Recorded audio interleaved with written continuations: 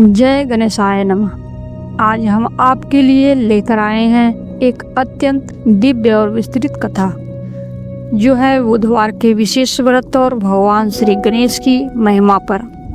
सुनिए और हृदय में श्रद्धा के दीप जलाइए। बुधवार का दिन भगवान गणेश को समर्पित है। इस दिन व्रती अपनी श्रद्धा और भक्ति से गणेश पूजन करते हैं, जिससे जीवन में समृद्धि, वृद्धि, सुख और वैभव का वास होता है। भगवान गणेश, जिन्हें अनेक नामों से जाना जाता है, विघ्नहर्ता, मंगल मूर्ति, एकदंत, गणपति, सिद्धिदाता, सभी बाधाओं को दूर करने वाले हैं। इस दिन सुबह जल्दी उठकर स्वच्छता का ध्यान करते हैं, स्नान कर शुद्ध वस्त्र धारण करते हैं और पूजा के लिए आवश्यक सामग्री जैसे लाल फूल, दुर्वा, मोदक, सिंदूर, अक्षत और दीप तैयार करते हैं। अब हम कथा की ओर बढ़ते हैं। प्राचीन काल में एक नगर था जिसका नाम त्रिशूलपुर था। वहाँ के लोग अपने जीवन में हमेशा सुख और समृद्धि की खोज में लगे रहते थे। नगर में एक विधवा महिला रहती थी जिसका नाम सीता था। सीता अत्यंत सच्ची भक्ति और ईश्वर में विश्वास वाली महिला थी। उसका एकमात्र पुत्र था मोहन। मोहन बालक होते हुए भी ज्ञान और बुद्धि में विलक्षण था। माता और पुत्र की भक्ति नगर में सबके लिए प्रेरणा थी। एक बुधवार सीता ने अपने पुत्र के साथ मिलकर भगवान गणेश का पूजन करने का निर्णय लिया। उन्होंने सुबह जल्दी उठकर स्वच्छता की और पूजा सामग्री तैयार की। मोहन ने दीप जलाया और माता ने लाल फूल और दुर्वा से भगवान गणेश की प्रतिमा की आराधना की। पूजन के समय सीता ने मन ही मन भगवान गणेश से प्रार्थना की, हे विनायक, मेरे पुत्र को जीवन में बुद्धि, वैभव और सुख दे। हे विघ्नहर्ता, हमारे जीवन से सभी बाधाओं को दूर करें। जैसे ही सीता ने प्रार्थना की, उनके घर में दिव्य प्रकाश फैल गया और एक मधुर वाणी गूंज उठी। यह आवाज़ स्वयं भगवान गणेश की प्रतीत हुई। मेरी सच्ची भक्ति से मेरा आशीर्वाद हमेशा तुम्हारे साथ रहेगा। वहीं नगर में एक बड़ा संकट आया। नगर के पास नदी में अचानक बाढ़ आ गई और किसानों के खेत जलमग्न हो गए। लोगों में भय फैल गया। तब मोहन ने अपनी माता के कहे अनुसार पूरे नगर के लोगों को इकट्ठा किया और उन्हें गणेश पूजन करने के लिए प्रेरित किया। उन्होंने कहा, यदि हम बुधवार के व्रत का पालन करके सच्चे हृदय से गणेश की प्रार्थना करेंगे तो संकट स्वयं दूर होगा। लोगों ने मोहन की बात मानी।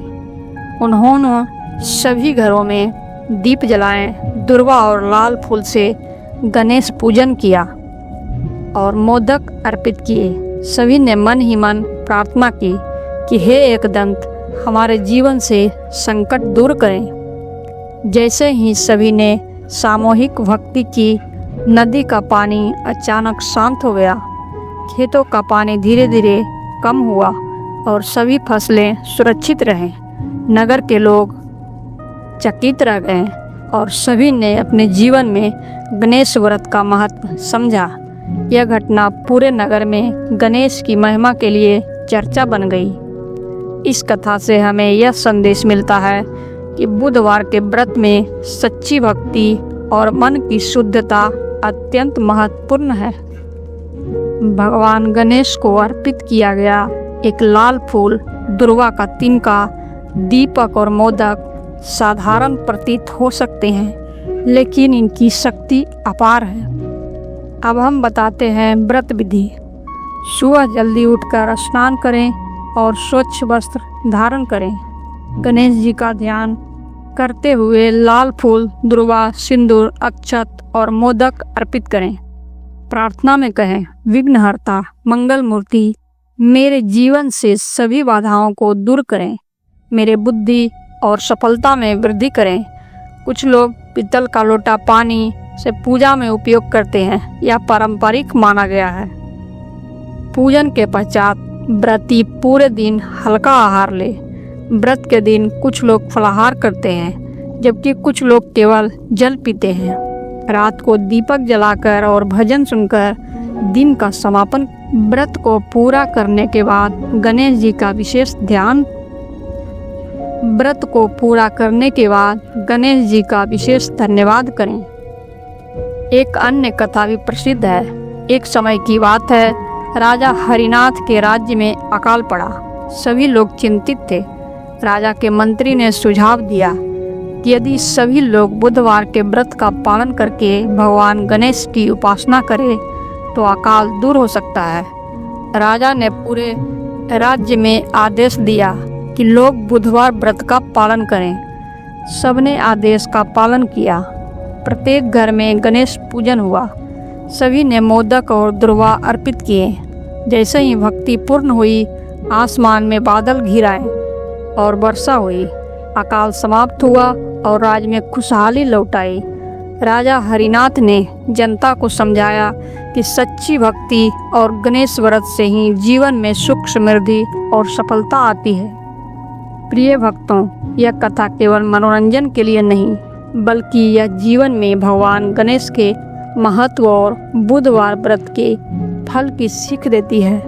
यदि आप अपनी बुद्धि, सुख, वैभव और जीवन की सभी बाधाओं से मुक्ति चाहते हैं तो बुधवार का व्रत रखें और सच्चे मन से गणेश पूजन करें। यदि आप चाहते हैं कि आपकी भक्ति भी प्रभावशाली बने तो आप पीतल का लोटा, लाल फूल और दुर्वा हमेशा अपने पूजा स्थान पर रखें। इन वस्तुओं का प्रयोग आपके व्रत को विशेष बनाता है।